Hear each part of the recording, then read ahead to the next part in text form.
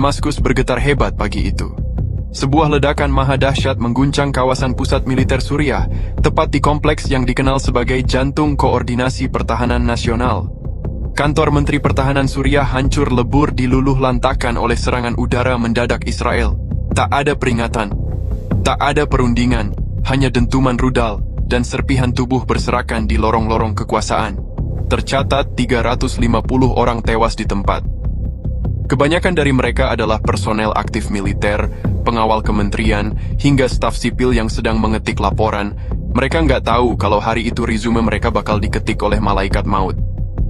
Serangan datang dari langit, cepat dan terkoordinasi. Jet-jet tempur Israel dilaporkan masuk dari arah perbatasan utara dan langsung menyasar satu titik, kantor pusat pertahanan. Tidak menyebar, tidak memperingatkan. Mereka tahu persis apa yang harus dihancurkan. Kalau ini catur, Israel baru saja makan Ratu Suriah tanpa cek terlebih dahulu. Dan Suriah masih sibuk nyari pion. Gambar dari lokasi menunjukkan kehancuran total. Bangunan rata dengan tanah. Mayat-mayat belum bisa dievakuasi karena bara dan reruntuhan masih menyala. Tim SAR lokal mengatakan tidak ada tanda-tanda kehidupan di dalam gedung utama. Yang selamat cuma CCTV, ujar satu petugas sambil menunjukkan footage ledakan yang bahkan bikin film Hollywood tampak murahan. Israel tidak memberikan pernyataan resmi, tapi dari arah Tel Aviv, radar pergerakan pesawat menandakan operasi ini direncanakan jauh-jauh hari. Operasi senyap yang berhasil total. Dunia pun terkejut, tapi seperti biasa, hanya mengutuk. Negara-negara besar seperti Asosiasi Inggris dan Perancis terlihat bermain kata-kata, menyebut serangan ini situasi kompleks, yang artinya kami nggak bakal ikut campur kalau bukan pabrik minyak yang diledakin. Di sisi lain, pemerintah Suriah menyebut serangan ini sebagai tindakan deklaratif perang terbuka. Dan balas dendam katanya tidak akan pakai surat undangan. Suriah, yang biasanya dicibir cuma bisa balas pakai statement dan doa, kali ini benar-benar murka. Dan murka negara yang biasa digebukin tapi tetap berdiri, seringkali lebih bahaya dari negara yang terlalu sering menang. Situasi di Damaskus kini siaga 1. Listrik padam, rumah sakit penuh. Orang-orang berlarian panik. Tapi satu yang pasti, serangan ini bukan akhir. Ini baru pembukaan babak baru konflik paling panas di Timur Tengah. Dan kali ini, Suriah tidak berniat diam. Tak butuh waktu lama. Kurang dari 12 jam setelah kantor Menteri Pertahanan Suriah berubah jadi kawah, langit di wilayah Golan mendadak bersinar merah. Bukan karena matahari terbenam, tapi karena ratusan rudal meluncur bersamaan dari perbatasan Suriah. Serangan itu brutal, terukur, dan tanpa basa-basi. Kalau Israel menganggap dirinya satu langkah di depan, Suriah baru saja menunjukkan bahwa mereka tidak ikut main catur. Mereka main lempar meja. Rudal-rudal balistik buatan Iran, Rusia, dan bahkan produksi dalam negeri ditembakkan dalam gelombang. Golan jadi sasaran utama. Basis militer, pemukiman warga, pusat komando, dan instalasi radar dihantam habis-habisan. Israel tak sempat bereaksi. Iron Dome jebol di beberapa titik. Sistem pertahanan yang selama ini dielu-elukan media, kali ini terlalu kewalahan untuk menyelamatkan siapapun. 1.500 orang tewas. Dan itu angka awal. Di antara korban, terdapat personel militer, warga sipil, bahkan sejumlah kru medis yang sedang menangani luka-luka dari serangan sebelumnya.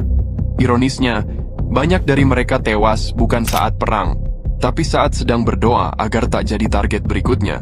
Rumah-rumah hancur, jalan-jalan berubah menjadi kawah, dan sekolah-sekolah ambruk. Golan, yang biasanya jadi titik strategis Israel untuk memantau Suriah, kini seperti dihantam meteor. Israel mengakui kejutan serangan ini. Pemerintahnya dalam keadaan darurat penuh.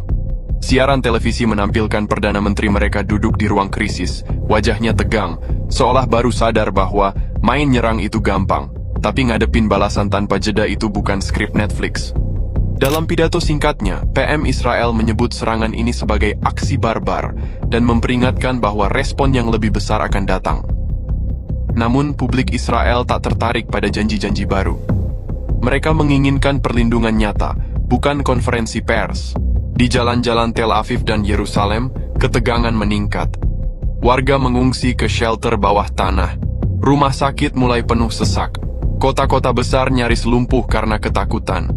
Bahkan para komentator TV yang biasanya vokal mendukung perang, kini terlihat lebih banyak minum air daripada berbicara. Pihak Suriah sendiri tak memberikan pidato panjang. Mereka hanya merilis video rudal meluncur sambil menulis satu kalimat pendek. Untuk 350 nyawa kami, ini hanya permulaan. Dan dunia, untuk pertama kalinya dalam beberapa dekade, melihat Suriah memimpin babak pembalasan yang bukan cuma simbolik. Apakah Suriah gila? Bisa jadi. Tapi gila dalam perang kadang justru membuatmu menang. Karena pihak waras terlalu sibuk rapat, sementara pihak gila sudah menekan tombol peluncur. Kini dunia menahan napas. 2 negara, 2 amarah, dan ribuan korban jiwa dalam waktu kurang dari 24 jam. Ini bukan sekadar konflik biasa. Ini bukan lagi tentang siapa yang benar, tapi siapa yang masih hidup. Dan dalam bayangan Golan yang terbakar, babak baru perang ini telah dimulai.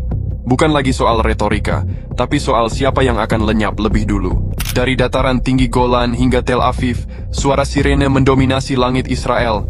Tapi kali ini bukan untuk latihan. Ini nyata, ini berdarah, dan ini berlangsung terus-menerus. Serangan rudal dari Suriah yang datang seperti badai telah menciptakan krisis kemanusiaan terbesar yang dialami Israel sejak konflik modern dimulai.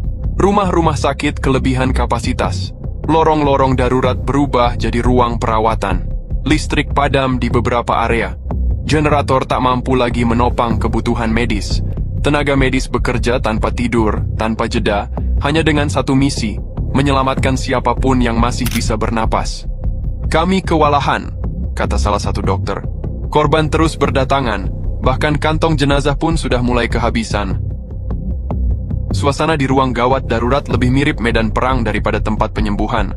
Anak-anak menangis, orang tua merintih, dan suara-suara tangis menyatu dengan bunyi peralatan medis yang terus berbunyi.